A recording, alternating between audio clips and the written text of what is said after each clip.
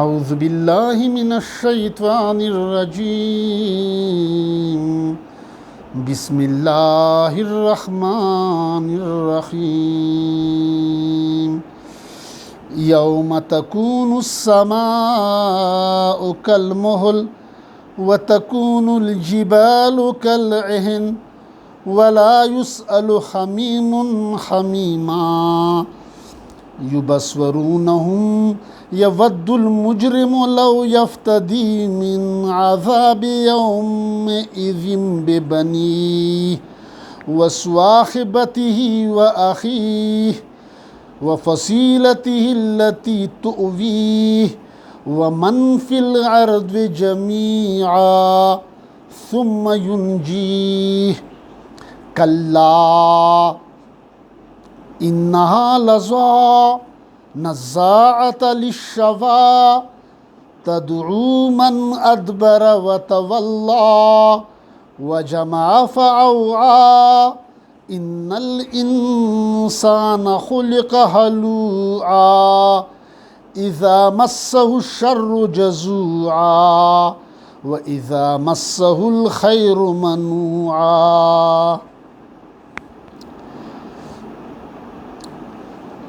Dear viewers, السلام علیکم ورحمۃ اللہ وبرکاتہ۔ میں پروفیسر ڈاکٹر صفت اللہ خان یونیورسٹی آف مالاکنڈ سے تبلیغ القرآن کے سلسلے میں آپ سے مخاطب ہوں۔ ابھی میں نے سورۃ المعارج پارہ 29 کی آیات 8 سے لے کر 21 تک تلاوت فرمائی۔ اس آیات کا خلاصہ مفہوم بیان کرتے ہیں، پھر اس کے ترجمے کی طرف آتے ہیں۔ ان آیات میں اللہ پاک نے قیامت کا ہولناک منظر بیان فرمایا ہے، قیامت کی ہولناکیہ بیان کی ہے، قیامت کا جو سخت اور دہشت والا منظر ہوگا وہ حالات بیان فرمائے ہیں اللہ تعالیٰ نے۔ اور وہ جو لوگ جہنم میں جائیں گے، وہ عذاب میں مبتلا ہوں گے قیامت کے دن، ان لوگوں کی دنیا میں جو بری خصلتیں ہیں وہ بیان ہوئی ہیں ان آیات میں، یعنی ان کی نشانیاں بیان ہوئی ہے۔ مشرکین اور جہنمی لوگ، جہنم میں جانے والوں کی نشانیاں یا ان کی بری خصلتیں یا ان کے ایٹریبیوٹس بیان ہوئے ہیں۔ تو یہاں پر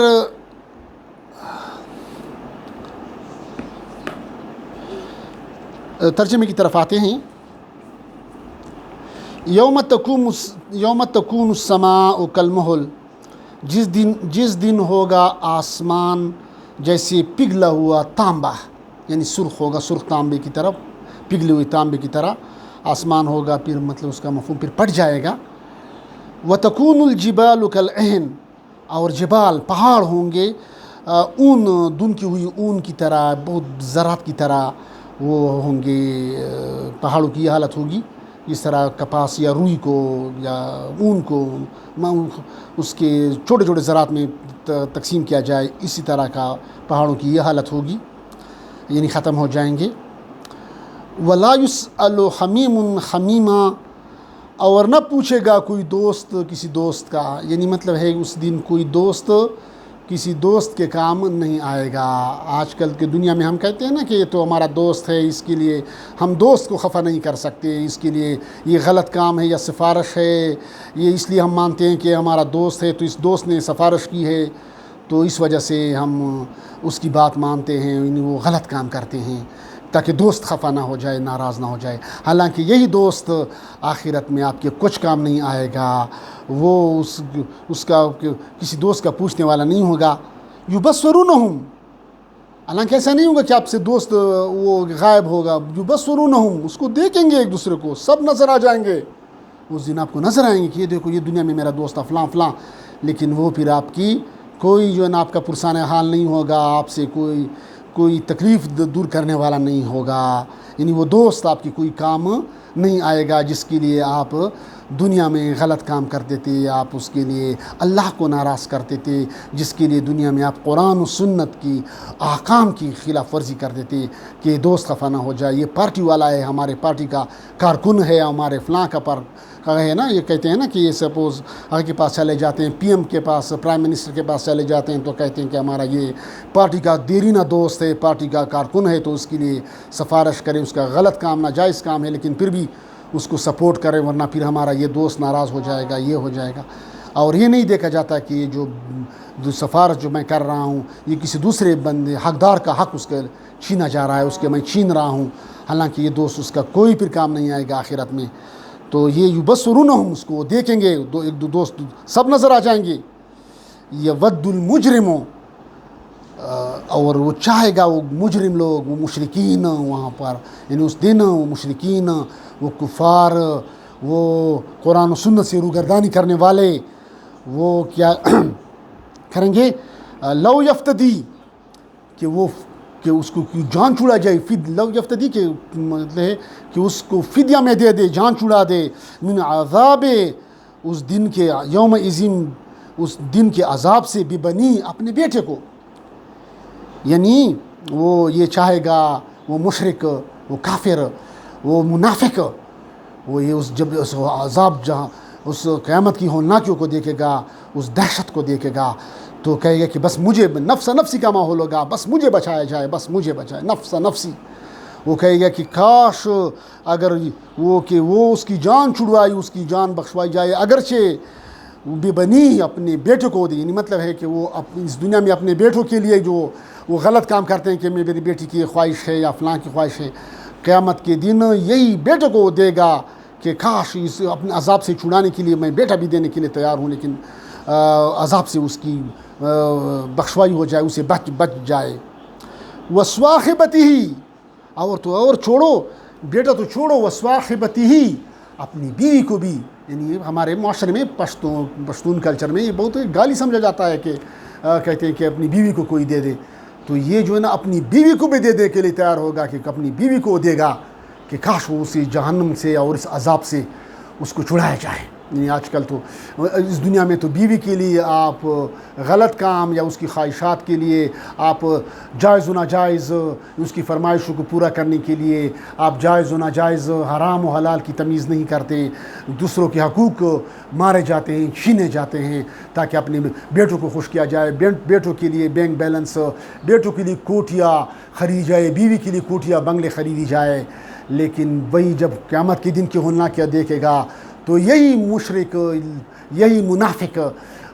یہ خواہش کرے گا، یہ چاہے گا کہ کاش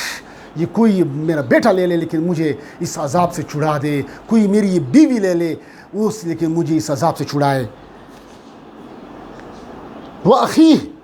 اور اگر اس کوئی بھائی ہے، اگر کوئی اس کو بھائی لے چاہے تو بھائی کو بھی دینے کے کہ میرے بھائی کو ہی لے جائے لیکن اس کو اس عذاب سے چھڑایا جائے۔ وَفَصِيلَتِهِ الَّتِي تُؤْوِيهِ، وفصیلتی، اور اپنا پورا گھرانہ، پورا خاندان، پورا قبیلہ، کہ پورا قبیلہ کوئی میرا لے لے، کوئی پورا خاندان میرا لے لے، وہ پورا خاندان جس میں وہ رہتا تھا، جس کے لیے وہ سب کچھ کرتا تھا کہ میرے قبیلے کے لوگ ہیں، یہ میرے قوم کے لوگ ہیں، اس کے لیے وہ میرے پارٹی کے لوگ ہیں، یہ میں اس کا ممبر ہوں، اس کا ایم پی اے ہوں، یا اس حلقے کا ایم پی اے ہوں، اور یا اس علاقے کا ایم این اے ہوں، تو اس کے لیے وہ ہر جائز و ناجائز کے لیے وہ تیار رہتا ہے، اس کے لیے سفارش کرنے میں اور اس کے لیے غلط کام کرنے میں کہ یہ میرے قبیلے کے لوگ ہیں، پھر یہ میرے ووٹرز ہیں، پھر یہ میرے یہ خفا ہو جائیں گے، ناراض ہو جائیں گے۔ لیکن وہاں پر قیامت کے دن وہ پورا گھرانہ اس کو دینے کے لیے تیار ہوگا، وہ مشرک، وہ منافق، کہ اس کی جان بخشوائی جائے، اس کو مل جائے، نجات مل جائے۔ وَمَنْ فِي الْأَرْضِ جَمِيعًا، وَمَنْ فِي الْأَرْضِ، اور تو چھوڑو، یعنی یہ جو بیان ہوئی ہے کہ اپنا بیٹا بھی دینے کے لیے تیار ہے، اپنی بیوی بھی دینے کے لیے تیار ہے، اپنا بھائی بھی دینے کے لیے تیار ہے، اپنا پورا خاندان قبیلہ بھی دینے کے لیے تیار ہے، اور تو چھوڑو بالفرض اگر تمام زمین پہ ساری زمین جتنے زمین پر ہیں سب کے سب وہ دینا چاہے بالفرض، اگر پوری زندگی دنیا پر جتنے لوگ ہیں اگر بالفرض اسی بھی وہ دینا چاہیں کہ یہ مجھ سے لے لو، لیکن وہ مشرک و منافق ہے کہ مجھے میری جان بخشوائی جائے، یہ فدیے میں لے لو لیکن مجھے اللہ تعالیٰ مجھے اسے چھڑا دے اس عذاب سے، ثم ینجیت، تاکہ اسے نجات مل سکے، تاکہ وہ اپنے آپ کو بچا لے ان سب کو دے کر، فدیے میں دے کر۔ تو اس کا جواب کیا دے رہا ہے اگلی آیت میں؟ کلا کلا، ہرگز نہیں، ہرگز نہیں، never never, it will never be accepted, اس سے یہ کبھی قبول نہیں کیا جائے گا، ہرگز قبول نہیں کیا جائے گا، اس عذاب سے بچانے کے لیے ہرگز قبول نہیں کیا جائے گا، چاہے وہ ساری دنیا اس کو دینا چاہیں، نہیں دے سکتے۔ انہا لظوا، بلکہ یہ تو تپتی ہوئی آگ ہے، یعنی وہ جہنم کا جو آگ وہ دیکھے گا، وہ شعلہ دیکھے گا، تو وہ جو ہے نا اسے ہرگز اس سے، یعنی یہ ساری چیزیں اس سے قبول نہیں کی جائے گی۔ ان آیات کی مزید تفصیل دی گئی ہے آیت نمبر اس قرآن پاک کی دوسری صورتوں میں دی گئی ہے، وہاں پر سورۃ المائدہ آیت نمبر 36 میں 36 پارہ 6، سورۃ المائدہ آیت نمبر 36 پارہ نمبر 6، وہاں پر بھی اس کی تفصیل دی گئی ہے۔ 36 نمبر آیت میں مزید اس کی وضاحت دی گئی ہے، ایکسپلینیشن دی گئی ہے۔ ان الذین کفروا لو ان لهم ما فی الارض جمیعا ومثلہ معہ لیفتدوا به من عذاب یوم القیامۃ ما تقبل منہم ولہم عذاب علیم۔ اس کا مفہوم یہ ہے کہ جن لوگوں نے انکار کیا، کفر کیا، قرآن و سنت سے انکار کیا، قرآن و سنت کو ماننے اور قرآن و سنت کی ماننے، اس کے مطابق زندگی گزارنے سے انکار کیا، روگردانی کی، لو ان لہم ما فی الارض جمیعا، وہ ان کافروں سے، ان منکروں سے، قرآن کے منکروں سے، اس قرآن و سنت کے منکروں سے، اس کے اگر وہ لوگ یہ زمین میں جو کچھ بھی ہے وہ سب اگر وہ دینا چاہیں، وہ مثلہ، اور اس کے برابر اور بھی ہو، یعنی اس زمین کے برابر کوئی اور بھی، یعنی مطلب ہے اگر اس کو ڈبل بھی کر دیا جائے، وہ بھی اگر دینا چاہے، لیفتدوا بہ، تاکہ پھر اس کے ذریعے اس کو بطور فدیہ قبول کیا جائے اور اس کو چھڑایا جائے، اس کو نجات دی جائے اس جہنم کے عذاب سے، من عذاب یوم القیامہ، قیامت کے عذاب سے، تاکہ اس کو چھڑایا جا سکے۔ ما تقبل منہم، ما تقبل، اسے قبول نہیں کیا جائے گا، منہم ولہم عذاب علیم، اور ان کے لیے دردناک عذاب ہے۔ یعنی مطلب یہ ہوا، مفہوم اس کا یہ ہوا کہ دنیا میں تو آپ کو کوئی یا رشوت دے کر، پیسے دے کر کوئی بندہ آپ کو چھڑا لیتا ہے، یا کوئی سفارش بڑے بندے کی پولیٹیشین ہے، یا ایم این اے ہے، ایم پی اے ہے، یا پی ایم ہے، جی ایم ہے، یا جو بھی ہے، وائس چانسلر ہے، جو بھی ہے، وہ سفارش کر لیتا ہے، تو پھر وہ آپ کہتے ہیں کہ وہ مجھے چھڑا لیتا ہے، میں کوئی غلط کام کر بھی جاتا ہوں لیکن پھر بھی وہ لوگ مجھے چھڑا جاتے ہیں۔ آخرت میں نہ آپ کو پیسہ چھڑا سکتی ہے، نہ دولت چھڑا سکتی ہے، نہ دوست چھڑا سکتے ہیں، نہ پارٹی چھڑا سکتی ہے، نہ پارٹی کا صدر چھڑا سکتا ہے، نہ پارٹی کا وزیر اعظم چھڑا سکتا ہے، نہ جنرل چھڑا سکتا ہے، نہ فیلڈ مارشل آپ کو چھڑا سکتا ہے، کوئی آپ کو چھڑا نہیں سکتا آخرت میں اللہ کے عذاب سے۔ اگر چھڑا سکتا ہے تو موقع اب ہے کہ قرآن و سنت کے مطابق اس پہ ایمان لانا اور اس کے مطابق توحید و سنت پر کے مطابق زندگی گزارنا، یہ پھر کیا ہے، یہ چیز آپ کو جنت میں لے جائے گی، ادروائز پھر جو کوئی چیز آپ کو جہنم کے عذاب سے نہیں چھڑا سکتی۔ اسی طرح دوسری یہ وضاحت اس کی گئی ہے آیت نمبر سورۃ آل عمران آیت نمبر 91 پارہ 3 میں، پارہ نمبر 3 سورۃ آل عمران آیت نمبر 91 91 میں، اس کا مفہوم اس طرح ہے،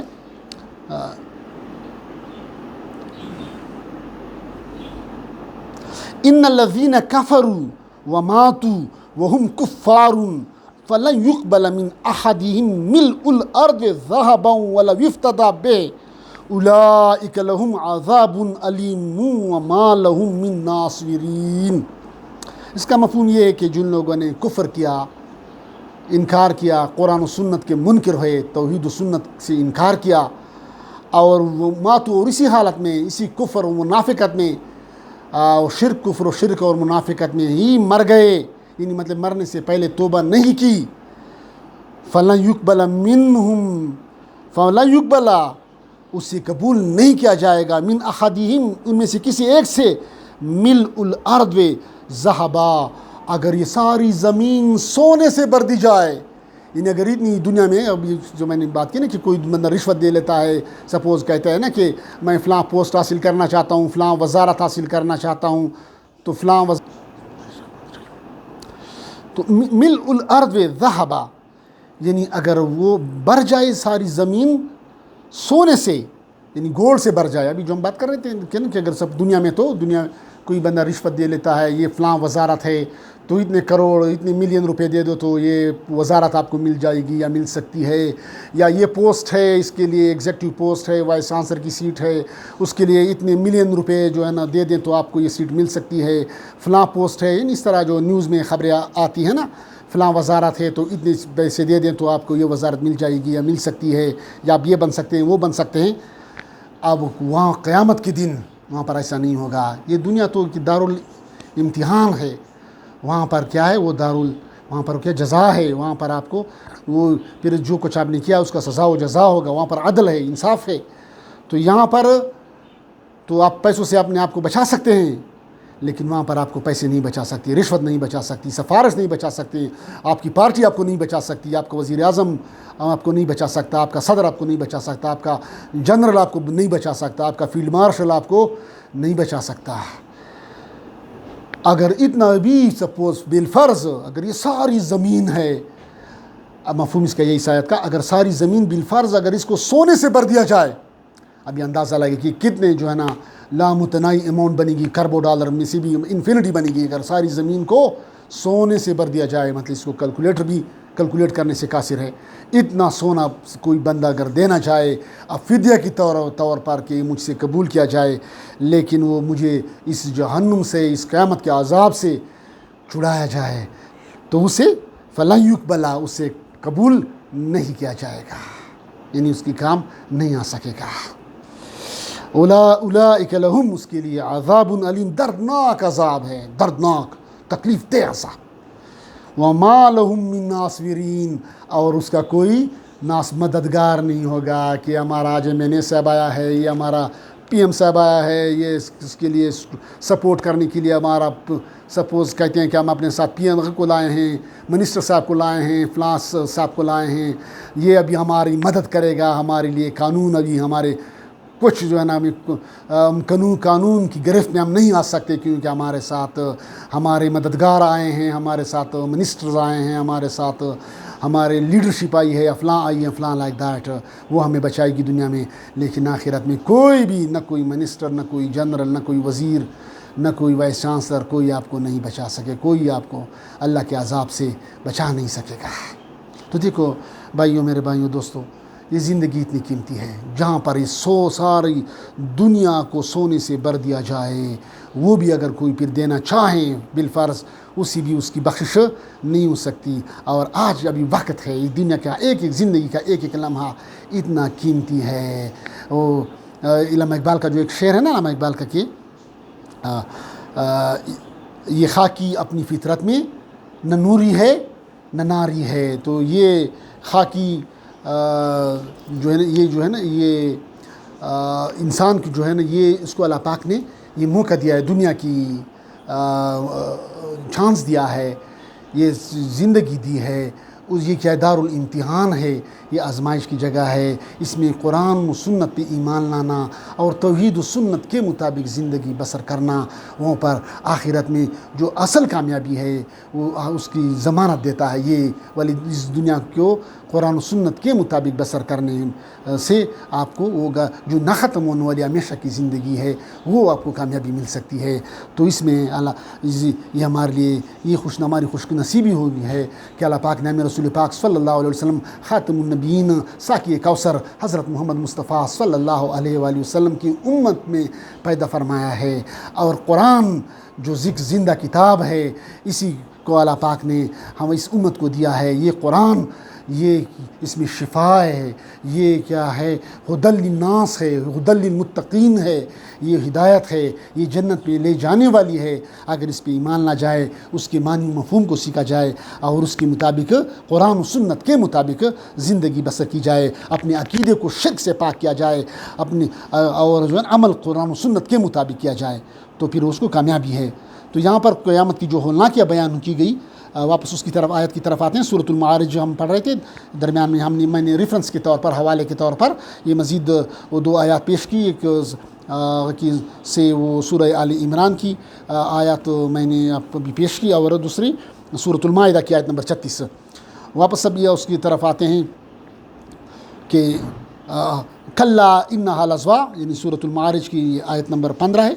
ہرگز نہیں یعنی اسے ہرگز قبول نہیں کیا جائے گا. انہا لظوا وہ تپتی ہوئی آگ ہے, وہ شعلہ ہے. نزاعۃ للشوا وہ کھینچ لینے والی ہے. للشوا یعنی اس کو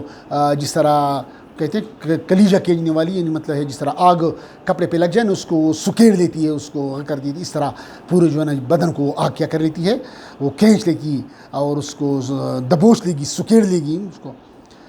تدعو اب اس کی یہ تو قیامت کی ہولناکیاں بیان کی گئی. اب اس میں جانے والے لوگ یہ کون لوگ ہوں گے دنیا میں, اس کی کون سی وہ بری خاصلتیں ہیں جس کی بنا پر وہ جو ہے نا اس عذاب کے مستحق ٹھہرے. اس کی جب یہ آیت میں ذکر ہے اس کی ان خصلتوں کے بارے میں. تدعو من ادبر و تولا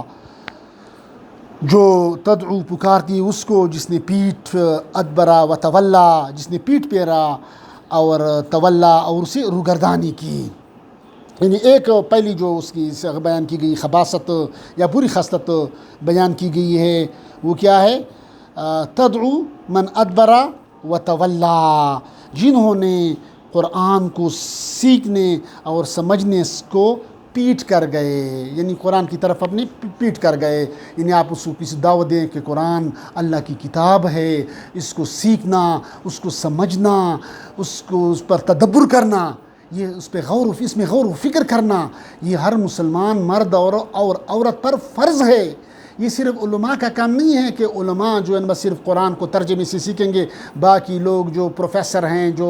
اے سی ہے, ڈی سی ہے, جو منسٹرز ہیں, اور جو اسٹوڈنٹس ہیں باقی یونیورسٹیوں کے اسٹوڈنٹس ہیں, طلباء ہیں یونیورسٹیوں کے, یہ اس سے مستثنیٰ ہے. یہ قرآن کے معنی و مفہوم سے مستثنیٰ ہے نہیں, ایسا نہیں ہے. یہ سب پر فرض ہے. یہ قرآن ہدی للناس ہے. یہ صرف علماء کے لیے نہیں ہے کہ صرف علماء جس طرح ہندوؤں کی جو کتاب ہوا کرتی نا کہ وہ عام ہندو کے لیے نہیں ہوتی تھی, جو ہندو کے صرف وہ پنڈت ہوتے تھے یا برہمن ہوتے تھے صرف ان کے لیے, باقی لوگ اور وہ شودر وغیرہ اگر اس کو سنتے تھے تو اس کے کانوں میں اس کو وہ سیسا پگھلا کر ڈالا جاتا وغیرہ وغیرہ. جو یہ تو قرآن تو سب ہر تمام انسانوں کے لیے, اور یہ کیا ہے تمام مسلمانوں کی ہدایت کے ہے, اس کے عمل کے لیے اس کا سیکھنا اور سمجھنا ہر مسلمان پر فرض ہے. اللہ پاک نے قرآن میں اس پہ قسم کھائی ہے کہ اس کا تاکید کی ہے کہ میں نے اس کو سیکھنے اور سمجھنے کے لیے آسان بنایا ہے. اس کے لیے نہیں ہے کہ آپ قرآن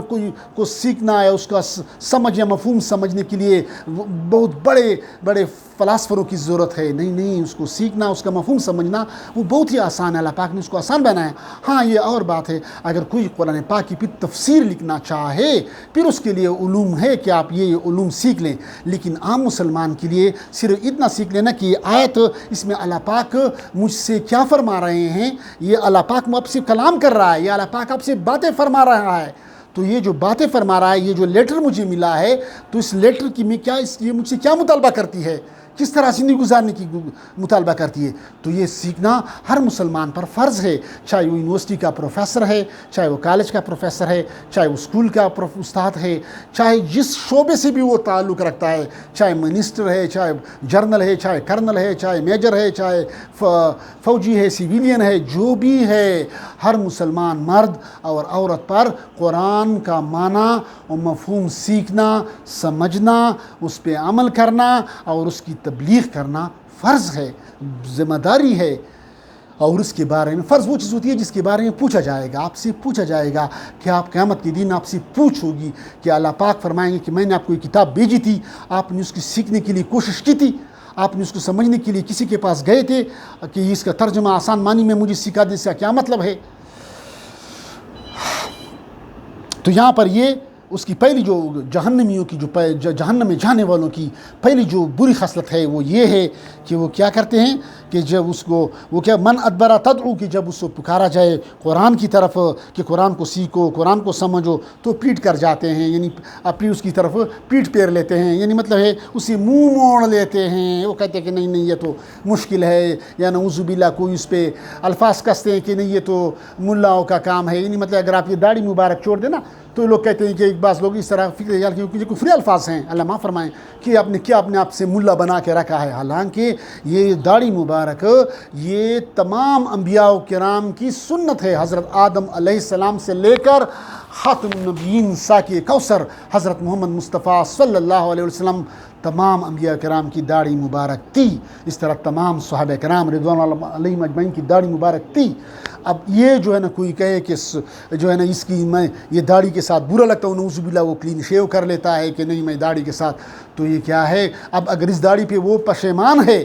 تو پھر وہ گناہ گار ہے، لیکن اگر اس پہ فخر کرتا ہے، یعنی شیو کرنے کے بعد فخر کرتا ہے، تو یہ علماء فرماتے کہ انہوں نے کفر کیا، کہ وہ جو ہے نا وہ کیا کہ اس نے سنت کا انکار کیا، تو اتنی بڑی گناہ ہے۔ تو یہ معاشرے میں بعض لوگ اس طرح اس چیز کو لائٹ لے لیتے ہیں، اس طرح قرآن کا سیکھنا سمجھنا، وہ کہتے ہیں کہ نہیں یہ تو ملا کا کام ہے، علماء کا کام ہے، نہیں یہ سب کی ذمہ داری ہے اس کو سیکھنا اور سمجھنا، اللہ پاک ہمیں توفیق دے۔ تو جہنمیوں والے میں جانے والے کی ایک جو بری خصلت وہ یہ ہے کہ قرآن کی طرف جب اسے بلایا جائے، قرآن کی کو سیکھنے سمجھنے کی طرف بلایا جائے تو پھر اس کی طرف پیٹ کر جاتے ہیں، وَتَوَلَّا، اور اس سے روگردانی کرتے ہیں، یعنی عمل کرنے سے اس کا منہ موڑ لیتے ہیں، یعنی قرآن نے اور اس قرآن و سنت میں جو احکام بیان کیے گئے ہیں، قرآن نے زندگی گزارنے کے جو احکام بیان کیے ہیں اس پہ عمل کرنے سے وہ منہ موڑ لیتے ہیں، سنت کا جو طریقہ ہے اس پر وہ چلنے سے انکار کر جاتے ہیں، جس طرح بھی میں نے کہا کہ داڑھی مبارک نبی پاک صلی اللہ علیہ وسلم تمام انبیاء کی سنت مبارکہ ہے، اور یہ کیا ہے؟ علماء فرماتے ہیں یہ واجب ہے۔ اب یہ کوئی کہتے ہیں کہ نہیں میں شیو کروں گا اور اس پر خوش ہوتا ہے کہ نہیں میں صحیح کام کر رہا ہوں، تو یہ کیا ہے؟ تولا ہے، یہ روگردانی ہے۔ اس طرح قرآن کے احکام ہے، وراثت کے احکام ہیں کہ وراثت میں جو ہے نا اس کو بہنوں کا حصہ کچھ اس پر قبضہ کر جاتا ہے کہ نہیں، پرٹیکولرلی اسپیشلی پشتون کلچر میں اس پہ جو ہے نا اس پہ قبضہ کیا جاتا ہے کہ نہیں، بہنوں کو وراثت سے محروم کیا جاتا ہے۔ تو یہ کیا ہے؟ قرآن سے روگردانی ہے، قرآنی احکام سے روگردانی ہے، اس کا انکار ہے۔ تو یہ اس کی پہلی جو جہنم میں جانے والوں کی جو پہلی جو ہو گئی بری ہو گئی خصلت ہو گئی وہ یہ کہ قرآن کی طرف پیٹ پھیرنا اور اس سے اس کے احکام کو ماننے سے روگردانی کرنا، اس سے انکار کرنا۔ وجمع فوعا، وجمع، اور وہ کیا کہتے ہیں؟ جمع کرنے کی دوڑ میں لگتے ہیں، وہ جو ہے نا اس میں جمع کرتے ہیں، اسی میں کی دوڑ میں وہ لگتے ہیں کہ وہ یعنی مال کو جوڑے رکھنا، یہ بینک بیلنس اتنا ہو گیا، اتنے ملین ہو گئے، اتنے ارب روپے ہو گئے، اتنے کھرب روپے ہو گئے، میں اتنا بینک بیلنس، اتنے کوٹیاں خریدی فلاں، یا اس کے پیچھے مال جمع کرنے کی دوڑ میں حلال و حرام کی تمیز کے بغیر بس جہاں سے پیسہ ملے اس کے پیچھے دوڑو، جہاں سے اس کو گریڈ ملے گریڈ کو حاصل کرنے کے لیے دوڑ دھوپ کرنا، جائز ہونا جائز کی پرواہ نہ کرنا۔ اس طرح کوئی وزارت ہے یا کوئی اور ہے، عہدہ ہے، جنرل ہے، فلاں ہے، اس کے لیے یہ اس کا خیال نہ رکھنا کہ حلال ہے طریقہ ہے، حرام طریقہ ہے، نہیں، اس کی کوئی پرواہ نہ کرنا اور اس کو وہ اس کے پیچھے بھاگنا، حلال و حرام کی تمیز کیے بغیر بس دولت کرنے کی کو جمع کرنے میں لگے رہنا، یہ کیا اس کی دوسری خصلت ہو گئی، بری خصلت ہو گئی جہنم میں جانے والوں کے لیے، کہ پہلے وہ قرآن و سنت یعنی قرآن سے انکار کرنا، اس کی طرف پیٹ پھیرنا، اس پہ عمل کرنے سے روگردانی کرنا، اور دولت کو جمع کرنا اور جائز و ناجائز کی خیال نہ رکھنا، گریڈ، وزارت، فلاں فلاں یہ مجھے حاصل ہو جائے، چاہے اس کے لیے حلال و حرام، رشوت، جو بھی طریقہ استعمال کیا جائے لیکن اس کے پیچھے بھاگا جائے، تو یہ اس کی دوسری خصلت ہو گئی جہنم میں جانے کے والوں کے لیے۔ اور فاوعا جمع جوڑ کے رکھنا اور اس کو پھر اس کو ناجائز طریقے سے جوڑنا اور پھر اس کو خرچ نہ کرنا، اللہ کے راستے میں خرچ نہ کرنا. ان الانسان خلق ہلوعا، بے شک انسان جو ہے خلقہ بنا ہوا ہے ہلوعا. اس میں تفصیل بیان کرے بعد میں کہ یہاں سے انسان سے مراد وہ انسان جو مشرک ہیں، کافر ہے یا منافق ہے، اس سے مراد یہ انسان ہے. اگلی آیت میں پھر اس کی وضاحت دی گئی ہے. وہ کیا ہے، بہت ہی کیا ہے، دل کا کمزور ہوتا ہے. مشرک جو اللہ پاک فرما رہے ہیں کہ جو مشرک یا منافق ہوتا ہے وہ دل کا بہت کمزور ہوتا ہے، یعنی وہ بہت جلد آپے سے باہر آ جاتا ہے، کنٹرول سے باہر آ جاتا ہے. اذا مسّہ الشر جزوعا، جب اس کو کوئی تکلیف، اذیت، کوئی برائی، تکلیف، شر پہنچ جاتی ہے تو وہ بے صبرہ بن جاتا ہے، چیخنے لگ جاتا ہے کہ ہاں میرا یہ نقصان ہوا. جس طرح آپ کتے کو ایک ڈنڈا مارے نا اور پھر وہ چیخے مارتا ہے نا، تو پھر وہ مشرک بھی اسی طرح چیخے مارتا ہے کہ ہاں آنسو بہاتا ہے، چیختا ہے، چلاتا ہے کہ ہاں میرا یہ نقصان ہوا، میرا اتنے پیسے کا نقصان ہو گیا، میرا اتنا نقصان ہو گیا، فلاں ہو گیا، فلاں سے میں وزارت سے مجھے نہ مل سکی، فلاں گریڈ مجھے نہ مل سکا، فلاں دولت مجھے نہ مل سکی، فلاں دولت میں میرا کاروبار میں اتنا نقصان ہوا. تو پھر چیخنے اور چلانے لگ لیتا ہے. جس طرح وہ کتے کو اب ڈنڈا مارے نا اور ڈنڈے کے بعد وہ پھر اس طرح چیختا اور کرتا ہے نا، چیخ و پکار کرتا ہے. وہ اسی طرح مشرک بھی اسی طرح معمولی سی تکلیف پہنچتا ہے تو پھر اس طرح وہ بے صبری کی حالت میں لگتا ہے، چلانے لگتا ہے. وَإِذَا مَسَّهُ الْخَيْرُ مَنُوعًا، اور جب پہنچے ان کو کوئی بلائی، یعنی اس کو جب پھر کوئی بلائی پہنچے، اس کو جب کوئی پہنچائے، مطلب کوئی فائدہ پہنچے، کوئی اس کو گریڈ مل جائے، کوئی اس کو دولت مل جائے، تو پھر کیا ہو جاتا ہے، پھر وہ وَإِذَا مَسَّهُ الْخَيْرُ مَنُوعًا، تو پھر اس کو خرچ کرنے سے منع کرتا ہے. یعنی جب اس کو کوئی خیر پہنچے، جب اس کو کوئی دولت مل جائے تو پھر اس کو خرچ کرنے سے منع کرتا ہے. یعنی پھر وہ بخل سے کام لیتا ہے. خرچ کرنے سے مراد اللہ کے دین کے لیے، قرآن و سنت کی اشاعت کے لیے، توحید و سنت کی اشاعت کے لیے، اس کے لیے وہ پھر ایک روپے بھی خرچ کرنے کے لیے تیار نہیں ہوتا، اور وہ تکبر میں آ جاتا ہے، اور جو ہے نا وہ مستی وغیرہ میں لگ جاتا ہے. یعنی دین کے کاموں میں خرچ کرنے پر وہ نہیں لگاتا، بلکہ وہ مستی اور گناہ کے کاموں میں لگانے پر وہ آغا کرتا ہے. تو یہ کی نشانیاں بیان کی گئی ہے، منافق، کافر اور مشرک کی نشانیاں، جہنم میں جانے والوں کی نشانیاں بیان کی گئی ہے. تو ابھی اگر ہم دیکھیں اپنے حالات کا محاسبہ کریں، الحمدللہ اللہ پاک نے ہمیں پاکستان ایک آزاد ملک عطا کیا ہے. اس کے لیے قربانیاں دی گئی، اس کے لیے بہت سے علماء نے قربانیاں دی، حق پرست لوگوں نے قربانی دی کہ ہمیں ایک ایسا ملک مل سکے جہاں ہم اسلام کے مطابق زندگی گزار سکیں، اور ہم اسلام کے زرین اصولوں کو آزما سکیں، قرآن و سنت کے اصولوں کو لیبارٹری کی صورت میں اس کو لوگوں کو پریکٹیکلی شو کر سکے. اس مقصد اور اس نظریے کے لیے لوگوں نے، بر صغیر و پاک و ہند کے مسلمانوں نے ہجرتیں کی، قربانیاں دی، اپنوں کو چھوڑا، گھروں کو چھوڑا، دولت کو چھوڑا، زمینوں کو چھوڑا، مہاجر بن گئے اور تکالیف برداشت کی، شہادتیں برداشت کی تاکہ ہمیں ایک آزاد ملک مل سکے. تو ابھی یہ جو پاکستان کی صورت میں اللہ پاک نے ہمیں ایک نعمت عطا کی ہے، ہمیں اس کی قدر کرنی چاہیے اور اس کی سالمیت کے لیے دعا کرنی چاہیے. اب جو 14 اگست ہے یہ آزادی کا دن ہے، تو اس کی تجدید ہے اس کے لیے کہ یہ ہم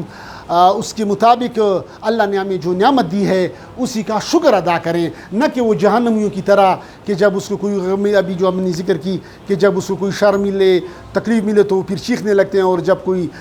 مل جائے، نعمت مل جائے، اس کو کوئی خیر پہنچے تو پھر وہ کر جاتے ہیں، دین پہ خرچ کرنے کے منکر بن جاتے ہیں، اس پہ خرچ نہیں کرتے قرآن و سنت پہ، اور دوسرے تکبر میں آ جاتے ہیں، مزید فحاشی میں آ جاتے ہیں اور شیطان کی پیروی کرنے لگ جاتے ہیں. تو یہ شاید کہ میوزک بجانا، ڈانس اور میوزک کی تقریبات کرنا، یہ تو کفار کا شاید سب جو کفاروں کی جو ہے مشابہت ہے. کہ کفار جب یہ لوگ نیو ایئر نائٹ مناتے ہیں تو پھر وہ میوزک اور یہ چراغاں اور یہ پٹاخے اور یہ شعلے کرنا اور یہ آتش بازی کرنا اور یہ مختلف قسم کی سرور اور میوزک کی محفل سجانا، یہ تو کفار کی ہے تہذیب ہے، یہ ہماری تہذیب نہیں ہے۔ کبھی بھی رسول پاک صلی اللہ علیہ وسلم نے یا صحابہ کرام رضوان اللہ علیہم اجمعین نے کسی خوشی اللہ تعالیٰ کی نے جو نعمت عطا کی ہو اس کی خوشی میں کبھی بھی ایسا یہ روش یہ طرز اختیار نہیں کیا ہے، بلکہ شکر یہ ہے کہ اس کے اللہ تعالیٰ کے سامنے سر بسجود نوافل ادا کیے جائے، شکرانے کے نوافل ادا کیے جائے اور یہ عہد کیا جائے کہ یہ ملک اللہ پاک نے ہمیں دیا ہے، اسی کو ہم مزید سنواریں، اسی کو ہم مزید ترقی یافتہ دنیا میں اس کو ایک نمبر پہ لانے کی کوشش کریں تاکہ وہ کسی کا محتاج نہ رہے، کسی کا مقروض نہ رہے، اور وہ اسلام کو ایک ایسے ماڈل کے لوگوں کے سامنے اسلام کو وہ اس طرح پیش کر سکے جس طرح صحابہ کرام رضوان اللہ علیہم اجمعین نے پیش کیا تھا۔ حضرت عمر فاروق اس کی زندہ مثال، ایک سب سے بڑی مثال تاریخ میں حضرت عمر فاروق رضی اللہ تعالیٰ عنہ کی ہے، جس نے 22.5 لاکھ مربع میل پہ ایسی حکومت قائم کی، جس کی مثال ایسی امن قائم کی، ایسا عدل و انصاف قائم کیا، جس کی مثال دنیا کی کوئی طاقت بھی، دنیا کی کوئی سپر پاور بھی اس کی مثال دینے سے آج بھی قاصر ہے۔ اتنی ٹیکنالوجی کے باوجود بھی اس جیسا امن لانے میں، اس جیسی خوشحالی لانے میں کہ وہ 100% امن ہو، خوشحالی ہو، انصاف ہو، ایسا دینے میں قاصر ہے۔ تو اس کی وجہ کیا تھی؟ صحابہ کرام رضوان اللہ علیہم اجمعین کے پاس وہ کون سا نسخہ کیمیا تھی، وہ کون سا وہ زری فارمولہ تھا، وہ کون سا کون سے کیمیائی دوا تھی، کیمیکلز تھے جس کے ذریعے اس میں یہ خوبیاں پیدا ہوئی، اس میں یہ صلاحیت پیدا ہوئی۔ وہ نسخہ کیا تھا؟ وہ کوئی قرآن تھی، یہ قرآن تھی۔ جب اس نے قرآن پہ عمل کیا، اس کے دل، اس کا عمل جب قرآن سے منور ہوا، قرآن و سنت سے منور ہوا، تو اس کے اثرات، اس میں یہ صلاحیت پیدا ہو گئی کہ انہوں نے 22.5 لاکھ مربع میل پہ حکومت قائم کی، اور ایسی حکومت جس کی مثال کوئی بھی پیش کرنے سے قاصر، آج بھی پوری دنیا کی کوئی ملک اس جیسا امن، اس جیسا خوشحالی، اس جیسا عدل و انصاف کو پیش کرنے سے قاصر ہے۔ تو اللہ پاک ہمیں قرآن و سنت کو سیکھنے، سمجھنے، اس پہ عمل کرنے کی اور اس کی تبلیغ کرنے کی توفیق عطا فرمائے۔ اللہ پاک ہمیں قرآن و سنت، توحید و سنت اور صحابہ کرام رضوان اللہ علیہم اجمعین کا اتباع نصیب فرمائے۔ وما علینا الا البلاغ۔